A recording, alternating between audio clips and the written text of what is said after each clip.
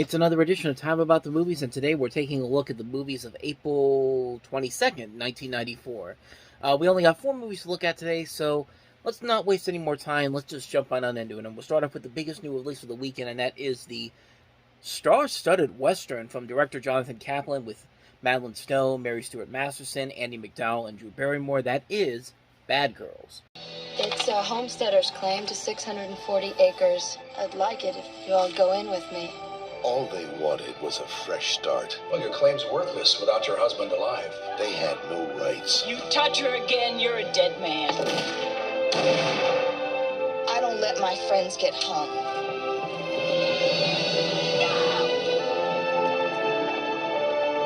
They had no justice. If your laws don't include me, well, then they just don't apply to me either. And no one to stand up for them. A woman like you would be happier shopping someplace else. They didn't want this kind of life. Do I look like a criminal? They didn't ask for this kind of trouble. Who's going to volunteer for the posse? But fate turned 4 women into friends. They put Pinkertons on your trail. You best keep moving. 4 friends into fugitives. Stop! And 4 reluctant heroes. We ain't heroes. Into legends. Bad Girls. I mean, a great cast, a great director. You would think that this could work, but, yeah, it didn't. It really did not. It was a movie that had so much potential to it. There was a lot of good ideas, a lot of good talent on here, but you could pretty much tell if you dig deep into the history of this film that there was a lot there that this movie really could not save it. The original director of this was supposed to be Tamara Davis, who would later go on to direct Half-Baked, and 3 weeks into filming, she was fired, and they hired a new producer. They brought in Jonathan Kaplan. They brought in a new scriptwriter, a new cinematographer, and the budget went up. The film just didn't work as the film went through all these difficult problems behind the scenes. Madeline Stowe later called it a terrible, terrible movie that she worked on. And it was a movie that just had so much potential to it. There's such a good idea here. But I think that trailer, perfectly sums up everything that's wrong with this movie. It doesn't know what kind of a tone it wants to set. I mean, I think when you have a movie with Madeline Stowe, Mary Stuart Masterson, Andy McDowell, and Drew Barrymore, four of the top actresses in Hollywood at the time, four of some of the top actresses at the time. I mean, you would think there would be something more to it. It's like try to do something kind of like a female equivalent to Young Guns. Like I feel like that's what the initial idea was, but I don't know what they were thinking when they made this movie. And they got so much talent on board here. They brought in Jerry Goldsmith to do the music for this, and just the pieces were there, just the execution was not, though. It was a movie that feels like it's all over the place. It doesn't feel like it's trying to do anything different or unique. It just feels like a Western that we've seen done over and over again. And it's a shame because there is so much potential here with this movie and these two people that are involved in here, but in the end, it just doesn't lead to anything. It doesn't lead to anything really enjoyable. It's a mostly misguided mishap on so many levels, and you just feel like there's so much potential there, but it just doesn't stick the landing in the end. It's a huge disappointment. I was really looking forward to seeing this movie when I saw it in the DVD bin at Walmart many years ago, and when I saw it for the first time, I really did not like it, and it's a movie that really, it took me a lot to really remember what about this movie I didn't like, and when I saw the trailer again, it kind of immediately brought me back to everything I didn't like about it. It's a movie that really, they missed the mark on it big time. It's a movie that could have been so much more, but in the end, it just wasn't. So, that's Bad Girls. So let's move on to the next movie, and that is The Inkwell. All right, now, we're going to get this show started. You guys ready to get down? Are you ready to get funky? What I say? Funky! It was the summer of '76. What it is, cuz? Still a virgin? You don't want to know. And a vacation we'd never forget. Like my seashells? Do I even know you? So you meeting any girls? Now, Drew Tate is turning 2 weeks Are you trying to break my door down? into a lifetime of experience. Hi, I gotta go. I have to go too. Bye. Anything you want to know. I mean, anything. You come to me, right? Oh, okay. What's the G-spot? We're gonna have to work on that, Drew. Now, where's your party jams? Come on, yeah. guys. Oh, where no? These are corduroys, Drew, man. They make noise when you walk. You can start a fire. Dancing, dancing, dancing. He's making the scene. Girl, I got a sweet tooth for your love. Seeing the sights. Well, surprise, surprise, surprise. Everyone having a wonderful time. Yes. And turning every day into a celebration.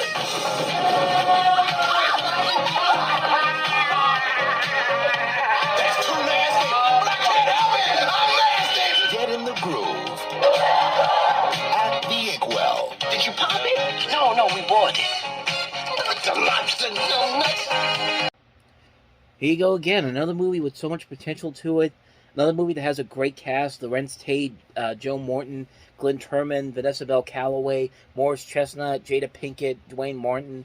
Just a really good cast, a really good idea to tell this story set in the 1970s. But just the execution overall and the script it doesn't really do anything all that exciting. And again, the trailer I think kind of gives you an indication of why this didn't work out so well. It's a movie that feels like the potential is there, but when you actually watch the movie, it feels like you're watching the first episode of a sitcom, like a really bad, like if the Wonder Years had a knockoff show, kind of like that's exactly what I think it would kind of be like, kind of like a knockoff to the Wonder Years. You're just missing the narration by I don't know, Lawrence Fishburne or somebody like that, whoever the top black actor was at the time. But I mean, it's not that it's bad. It's just something that we've seen done so much better in other movies. I can think of so many other movies that have done this type of a story much better. Like a very underrated movie, I think, that in the similar type of thing is Roll Bounce, which came out about 2005, which is a very underrated film. I mean, I give him credit that the effort is there. It's just the execution doesn't really work out well. And like with Bad Girls, it doesn't do anything to really stand out on its own. It's a movie that feels like there's something special there. They just can't crack the nut to open it up and show the true potential of this movie. It's a shame, too, because, like I said, there is a lot of potential here, a good cast, some good ideas, just not the right execution. So, unfortunately, that's another misfire for the Inkwell. So, anyway, on to the next movie, and that is Brainscan.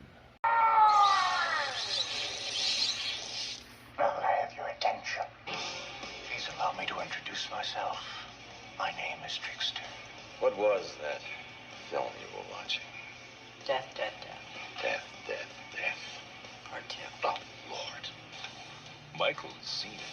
Go for it, man. Done it. Played it. Look, I've played them all. And just when he thought he'd die of boredom, Brainscan, the ultimate experience in interactive terror. Never leave home without it. You're in the game, man. You're in control. You must think like a killer. Cover up any clues. Leave no witnesses, no evidence. a challenge he can't resist. It was so real. He was sick. See, I told you, man. I told you it would blow your mind. A game he can't escape. There was a grisly murder in the quiet suburban town of Mountain today. So you did it. What was on that disc? It's not a game anymore. Hamilton and Hayden. It's real. It wasn't supposed to be real. Real, unreal, what's the difference? I didn't kill the man. I didn't even know. You're in this now. You won't survive on your own. You started this and now you're afraid to finish it, just like you're afraid of everything else. I won't kill her. Shoot her. Wait. The witness has to die. Edward Furlong, Frank Langella, and introducing T. Ryder Smith as the trickster. Brainscan. I can't wait to see what you do next. Yet another movie that has a lot of potential to it, a good idea, a pretty good cast. I mean, Eddie Furlong, Frank Langella, T. Ryder Smith looks like he's having a good time with this, but just it's nothing new that we haven't. It's nothing that we haven't seen done already, and done a whole lot better. It's a movie that feels like we've seen this concept done so many times before, and since this movie came out, and I don't know, the idea of just trying to create a video game villain like this, it just doesn't work. It just doesn't work. It's a film that I think was trying to sell its soundtrack more, because the soundtrack has a lot more memorable things about it. I mean, you've got songs by Primus, White Zombie, Butthole Surfers, Alcohol Funny Car, Mud Honey, Old. The theme is the score is by George S. Clinton. I mean, that's a pretty good soundtrack that I think they were trying to sell more than the actual movie. And I guarantee you, if I find a TV spot for it, there'll be a thing for the soundtrack first before the actual credits, or even afterwards, because I think this is the type of movie that will actually sell that type of a thing. And we've seen Eddie Furlong act before outside of Terminator. We talked about several of his movies that he's been in since Terminator 2 came out. Stuff like Pet Sematary 2, American Heart, A Home of Our Own. The kid has shown the kid, I mean, at the time he was a kid, but he has shown that he has potential as an actor, and he would eventually show that later on in the 90s with a couple of pretty good movies. I mean, Pecker, American History X, Detroit Rock City, just to name a few. But in this case here, it's a movie that just feels like there's potential there, just bad execution. It's a film that just doesn't work. It's a shame, too, because, like I said, a lot of potential here, it just doesn't work. And I feel like that's going to be the theme for this weekend, because I think the last movie is actually that too. You've got Corbin Burnson, Erica Eleniak, William McNamara, and Dennis Hopper's Chasers next. Come in. You asked me, Chief? We need somebody for chaser duty. Chaser duty. Yeoman Second Class, Fast Eddie DeVay, and Chief Petty Officer Rock Riley The only reason you're here is because Navy regulations require 2 people to transport a prisoner. are about to begin the most dangerous mission of their careers. Did they just send the 2 of you for this prisoner? Johnson, 7 to 10. I gotta make sure I dot all the I's. Bring up Johnson! But when headquarters gave them this detail, You're one hellacious piece of manpower. they left out one small detail. Excuse me, if I may, I have to use the bathroom. Oh, yeah, sure, we can pull off up here. Why don't we just make her a pitcher of iced tea while we're at it? Are you sure about this stuff? She's gone! Hold her right there, Johnson! It was supposed to be a routine prisoner transfer. You boys should put a 10 over the circus. Now, either you follow me or I'll shoot you for mutiny. What, another shortcut? But she is no routine prisoner. Tony! And she's gone. Howdy, ma'am. Just go. Yes, ma'am.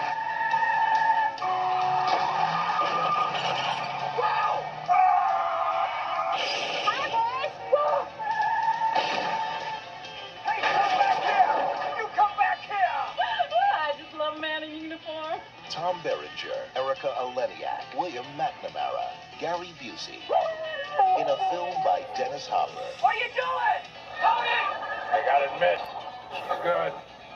Chasers, the ultimate detour of duty. It literally is the theme of this week, because honestly, you could pretty much say the same thing about this movie. I mean, Dennis Hopper has proven he can direct movies. He's done a pretty good job of directing a couple of pretty good films. The Hot Spot, we've already talked about on here. He directed Easy Rider, of course. But a film that has a good cast like this, Tom Berenger, William McNamara, Erica Eleniak, Crispin Glover. Hopper's also in here, Gary Busey, Seymour Cassell, Dean Stockwell, Biddy Schramm from Monk. Dan Gilroy, who's a prolific writer, is the one who wrote this.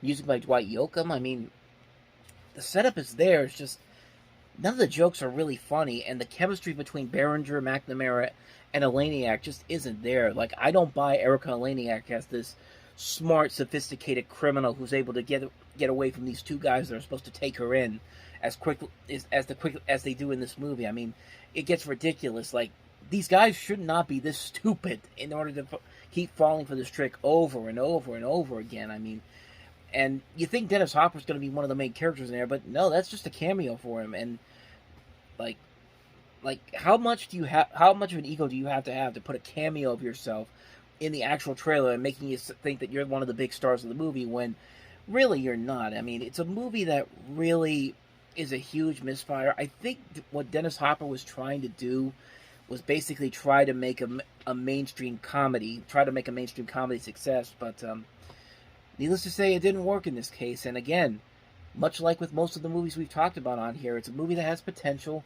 Could be good if you had the right leads to it. Could be good if you had a good script to it, but it just wasn't there. It's a movie that has a lot of potential, but wrong execution. So that's Chasers for you. And so on that note, we wrap up another edition of Time About the Movies. Next time we meet, we'll take a look at the films of April 29th, including No Escape. We also have With Honors, Martin Lawrence You're So Crazy, PCU, The Favor, and High Lonesome, The Story of Bluegrass Music. So 6 movies to look at to wrap up the April 1994. And, yeah, that's going to do it. So thank you very much for watching, and if you want to see more videos like this, please hit the playlist on the next page, check out the previous episode, and I will see you guys tomorrow for another episode. So thank you for watching, I'll see you next time, and until then, as always, take care.